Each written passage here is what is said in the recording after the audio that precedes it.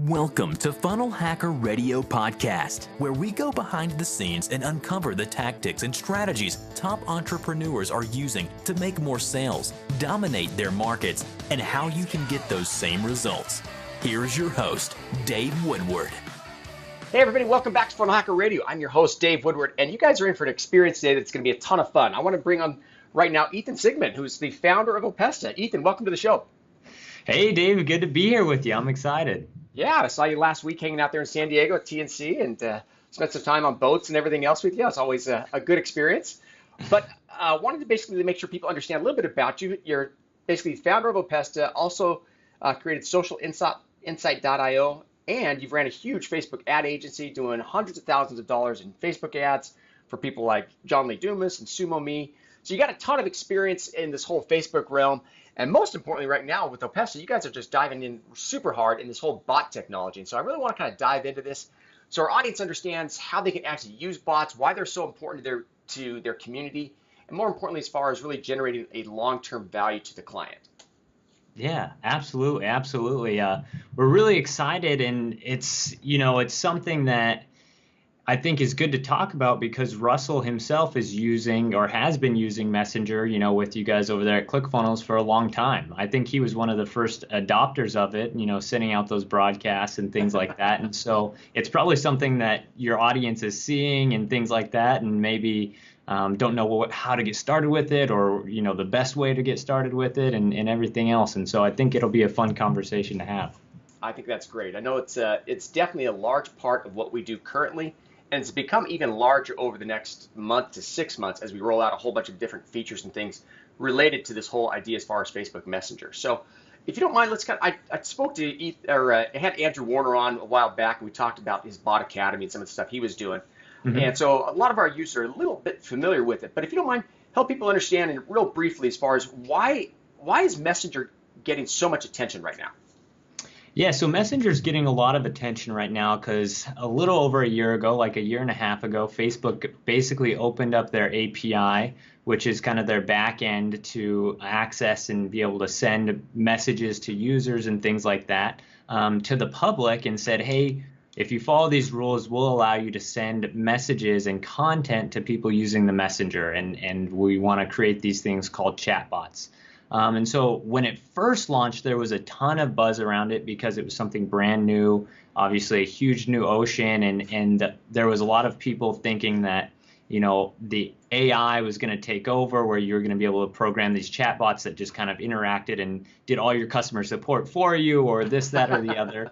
And I think we all kind of saw this wave of chatbots got really, really hyped up, and everybody was kind of jumping on them. And then there was this fall off as people started to realize some of the limitations of, chatbots and the Facebook Messenger and things like that.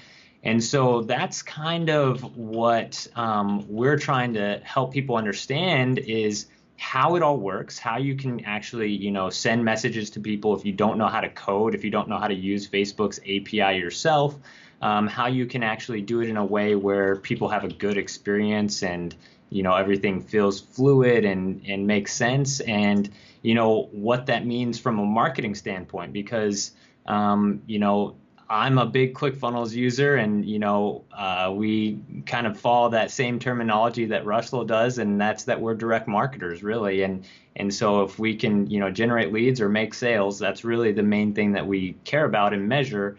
And there's some ways that you have to really there's some things that you have to pay attention to with the Facebook Messenger while you try to do that to make sure that you don't get in trouble with Facebook. And so there's all of these. If you don't mind, let's kind of go into that, because I know the part that's most important, and you and I were talking about this just the other night, and that is the value of the relationship. And it needs to be as authentic as possible through a chatbot, through Facebook Messenger. What are some of the things people, first of all, should make sure that they don't do? Yeah, some of the things that you should make sure that you don't do are, right now, everybody wanted to get into this AI part of chatbots of, hey, I'm going to program all these responses, and then there's this technology out here that's going to be able to respond and interact for me. What we're finding now is that technology is just not quite where it needs to be yet in order for that to be really, really effective. And so some people get themselves into trouble by trying to do everything through just AI and trying to set everything up in there. And then what happens is it creates a bad user experience for people kind of interacting with you on Messenger, because maybe they ask a question that you don't have a response programmed for, or the AI sends some random out of context response, things like that, because AI can't quite pick up on social cues or context as well as you or me can. So that would be one of the big don'ts is, hey, don't just go full AI. The technology's not there yet. Maybe one day it will be. But until then, I recommend that you treat it like conversational email marketing. So look at what you're doing with your email marketing, the sequences you have set up in Actionetics or whatever email marketing service you're using, and try and break those down into little smaller conversational flows and mimic that with your messenger marketing, so that it kind of takes on that same relationship and give people optional responses rather than keeping things so open-ended. I love that. So are most of your questions, as you're asking questions to people, is it primarily yes and no or data type of things that they're entering in that you can respond quickly to? Yeah, I mean, they can be yes or no. And then the other kind of thing that we recommend is asking segmenting questions, right? So if you listen to anybody like Ryan Levesque or, follow anybody who does kind of segmentation email marketing, the ask method there, you kind of can survey your users and things like that, and you kind of you take open-ended questions but give specific examples. So for example, to put it in context, if I was maybe launching Opesta, right, we might have you opt into a messenger sequence, and then the first question we might ask you is, hey, tell us a little bit more about your business. What type of products do you sell? And then we could give 5 or 6 predefined answers they could answer. It could be physical products, digital products, coaching/consulting, e-commerce, and then maybe other or something like that. And so it's not just a yes, no. Sometimes you will do yes, no, but you really want to just be able to segment people down so you can kind of start to build a profile for somebody and tailor your messaging a little bit based off of where they are in their business and who they are. I love that. I know for us, list segmentation, as people start looking at things, if they've been following this podcast or Russell's podcast or anything else that's out there from us, they're hearing a lot about what we refer to as this whole mother funnel thing that we're creating, where it's all list segmentation when they first come in, and we're actually almost setting up a barrier to entry into ClickFunnels to where we want to know first who they are so that we can better serve them. And I know it's what you guys have done at Opesta super, super well, is really helping people segment quickly so that you can then respond in a way that actually feels much more authentic because you know who they are. If it's a totally different conversation if you're dealing with someone who's focused on e-commerce versus a person who's focused more on a consulting type of coaching program. Exactly. Yeah, I think both with the Opesta software and with the ClickFunnels software, we hit the same problem, right? It's like, it's something that's so powerful that it can help almost every business out there can benefit from it, right? But the way that every business implements it is a little different. And so if you can know what business they're in or what their end goal is or things like that, you can show them the things that are most important to them right away to get them there. And that can be generally true for almost every industry. If you own a gym and your goal is to help people, start working out more, I have a different goal when I go to the gym than my wife has. My goal may be that I'm trying to bulk or do these things, where my wife's goal may be that she's trying to slim down or lose a set amount of weight or, tone her legs or something like that. And so when you can ask and kind of figure out what your client's goals are or your prospects' desires are, that's when you can get really targeted in your marketing. I love that. I know that you come from the direct response marketing days as well, and spending that kind of time in there, these are the things we would have loved to been able to have years ago, where you actually could target, where before we actually had to spend a whole bunch of money buying those targeted lists and then still trying to segment based on that kind of stuff. So as you're taking a look at people who are using Opesta and who are out there segmenting, what are some of the things that people are segmenting for the most? Yeah, so there's two types of segmentation that you can do. There's the first type that we talked about where you kind of ask questions and you get responses from them. And a lot of people have been doing that in bots already. That was kind of one of the big, beneficial factors of bots. You could do that with almost every bot software out there currently. The other big type of segmentation that, you guys have created abilities to do and stuff with Actionetics that's really powerful is called behavioral segmentation. And so what that means is, besides telling you what my desires are and actually giving you that physical input, my actions also can segment me into different buckets. So, for example, I know from listening to this podcast and Russell's podcast and stuff, in ClickFunnels case, you guys know that somebody who comes in as a ClickFunnels user from this specific front-end funnel has a lower churn rate than somebody that comes in from this other, front-end funnel. And so that's a behavioral segmentation. The behavior is they purchased maybe this front-end product rather than this other front-end product, right? And so the way that you take that data traditionally is you have their email address, you kind of associate it with their purchases, and now okay, this person probably has a higher lifetime value as a customer than this other person. And so the big problem that we've had and the big disconnect that I saw with bots was there was no way to do behavioral segmentation. All of your tracking and segmentation was just siloed into the Facebook Messenger with, existing platforms out there. And so that's what we've really tried to create with Opesta is we've created a pixel that you can place on any website or any page that you have. And so then you can start to collect data on, once somebody becomes a subscriber, what pages they visit, what products of yours they've purchased, all those things. So then inside of Opesta, you can create, actions or triggers based off of certain behavioral things that they've done as well. And so, the message that you send to somebody who takes your, buys the Expert Secrets book and then goes through is probably going to be a little bit different than the messaging from somebody who opted into the perfect webinar script. You know what I mean? And so you're also looking then as far as behavior, as far as like cart abandonment. Exactly. So cart abandonment. They come through and they don't buy, you now can follow up through a bot, which I think is just fantastic. I think again, you play in this world every single day, but what are some of the behaviors that Opesta and a messenger type of app can really help a ClickFunnels user or anyone else for that matter actually get a better ROI or a larger lifetime value out of? Obviously, cart abandonment is going to be one of them. What are some of the other things?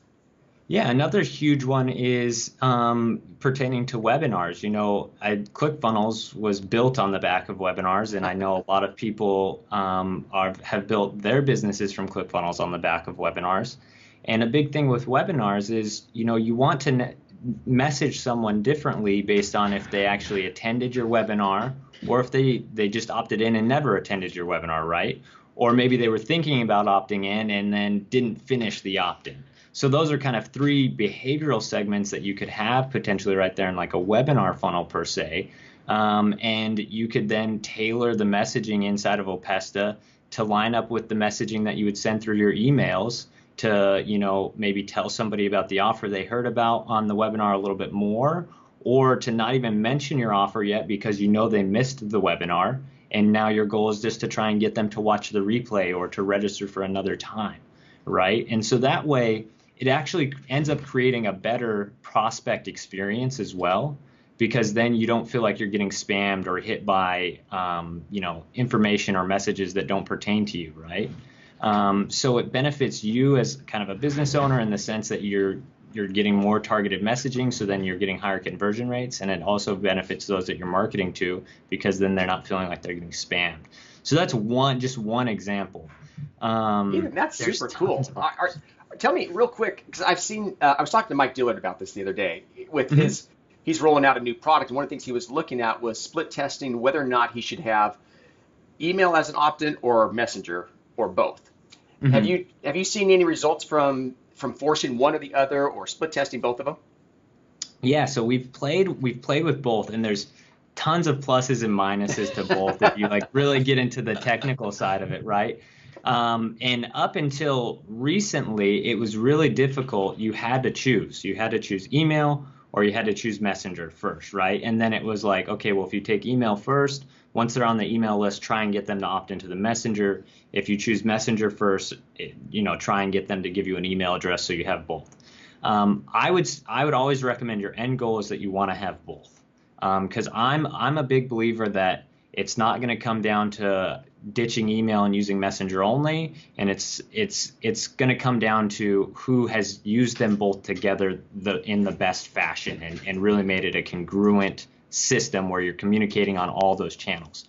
So I kind of would recommend doing a flow where you can add basically a send to Messenger, what they call checkbox, underneath any email opt-in form that you have, and it can opt them in at the same time as they opt in with their email address, and they can choose to opt in with Messenger or not. So it's kind of like a checkbox. So right now, one of the things that you have in ClickFunnels when you build a form is you can say can add an SMS element, right?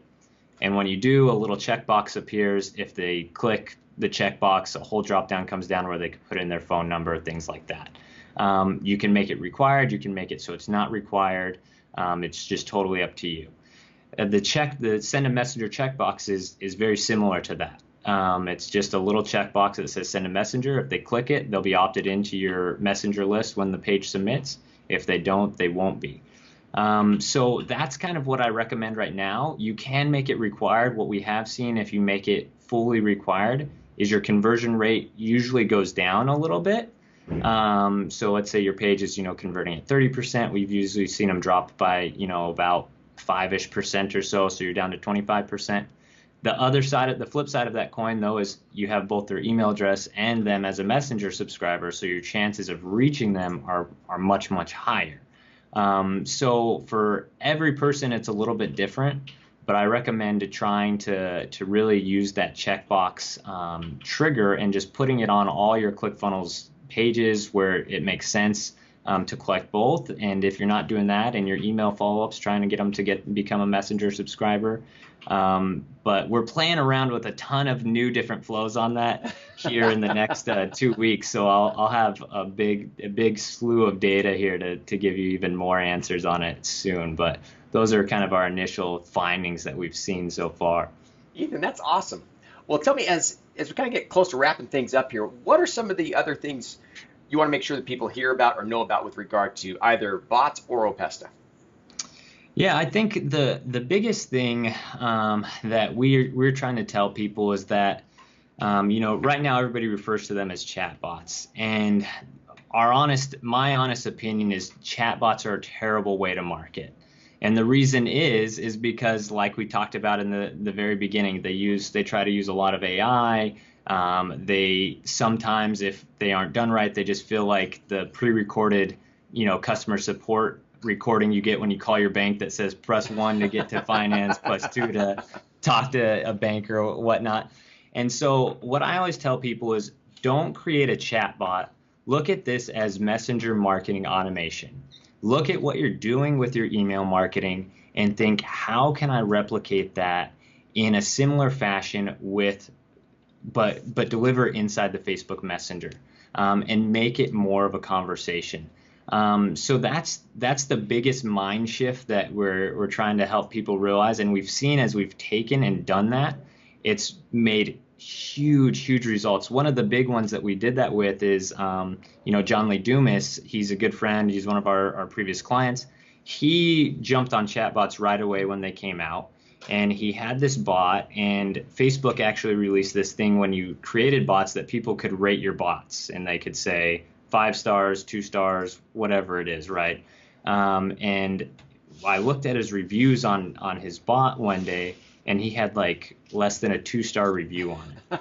And all the comments were like, this is too long, it doesn't feel conversational, all these things, right? And it's because it was set up as a traditional chat bot where it was more of like a pre-recorded customer service recording. And so we went in, we kind of revamped it. We said, hey, look, you're trying to deliver somebody a goals course. How are you doing this with email right now? Let's make it similar. Let's just keep it short, keep it simple, deliver what they want. And we matched it up, and the reviews just skyrocketed. He got way better results. The people going through it were happier. And it's not like we did anything crazy. We just revisited how we were looking at creating this experience inside the messenger and just making it similar to the things that you're already doing. I love that. Again, and I always look at this as you really have to be building a very long-term relationship with these people. And if you come across whether it's spammy in your email or non-conversational in your bots or your messenger, I'm gonna have to change from bots. You're gonna correct me on this one. I can We're tell trying you to change the terminology. Yeah.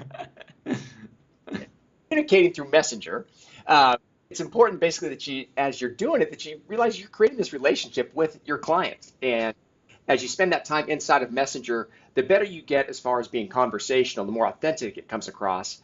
And more importantly, the more data and segmentation as well as better client experience your users are going to have as well. And so I think it's a huge win-win. I thoroughly appreciate all of your experience. If someone wants to get more information from you or connect with you, what's the easiest way of doing that, Ethan? Yeah, the best way to do that is to actually just hop into opesta.com. We have a live chat there. Believe it or not, a lot of times I'll answer some support tickets and things like that. So if you even just ping support there and say, hey, they can probably push it my way, or you can always find me on Facebook as well. Just Ethan Sigmon. I'm sure you'll be able to pull me up on Facebook, but those are the easiest ways to catch me, and just ping me through Messenger. Awesome. I love it. So again, Opesta, OPESTA.com. Check it out. Again, a lot of the whole idea as far as pixels and stuff that you guys have done is fantastic. I think that's one of the main new technologies you guys kind of have brought into this whole Messenger thing, is really being able to gather behavioral data from people so that your messages actually become much more authentic and real. So congratulations on all your success. And again, check out Opesta.com. Ethan, massive thank you to you. You're always one out there giving massive value to everyone I talk to. So thanks again. Any other parting words? No, thank you, Dave. It's been amazing, and really, really love what you guys have done with ClickFunnels. Like I said, we use it every day, so we are forever grateful to you. All right, Ethan. We'll talk to you real soon, bud. See ya. All right, bye. You know, one of the things that means a ton to me is the personal reviews that you guys leave on iTunes. If you wouldn't mind going out, rate the show. Let me know how I'm doing. Just go to iTunes, click on the episode, and rate it. Leave a comment. I read all the comments. I appreciate all the stars and everything everyone already left for me. Again, I really appreciate it, and it's my way of finding out how I'm doing. So if you don't mind, I'd really appreciate it. And again, thank you so much for all that you guys do. Have a great day.